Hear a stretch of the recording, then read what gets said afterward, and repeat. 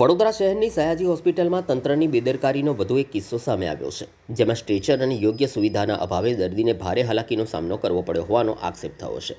મળતી માહિતી અનુસાર કિશનવાડી વિસ્તારમાં રહેતા એક વ્યક્તિના પગમાં ફ્રેક્ચર થતાં તેઓ સારવાર માટે સયાજી હોસ્પિટલ પહોંચ્યા હતા, પરંતુ હોસ્પિટલમાં સ્ટ્રેચર કે ખુરશીની તાત્કાલિક સુવિધા નહીં મળતા દર્દીને જમીન પર ધસડતા સારવાર વિભાગ સુધી જવું પડ્યું હતું. આ ઘટનાને લઈને દર્દીએ હોસ્પિટલના તબીબો અને તંત્ર સામે આક્રોશ વ્યક્ત કર્યો હતો. દર્દી અને તેમના પરિવારજનોએ આરોપ લગાવ્યો છે કે હોસ્પિટલમાં પૂરતી સુવિધાઓ હોવા છતાં સમયસર વ્યવસ્થા ન થવાના કારણે દર્દીઓને મુશ્કેલી સહન કરવી પડે છે. હાલ આ મામલો સામે આવતા હોસ્પિટલ તંત્રની કામગીરી અને સુવિધાઓ અંગે ફરી સવાલો ઊભા થયા છે.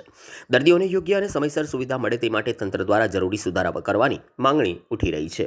એ રીતે તમને ડાયરેક્ટ જ મોકલી દીધા, ટ્રેચર નહીં મારી પાસે અંદરથી શું જવાબ આલે? હા, મારે પાટો બાંધ્યો છે.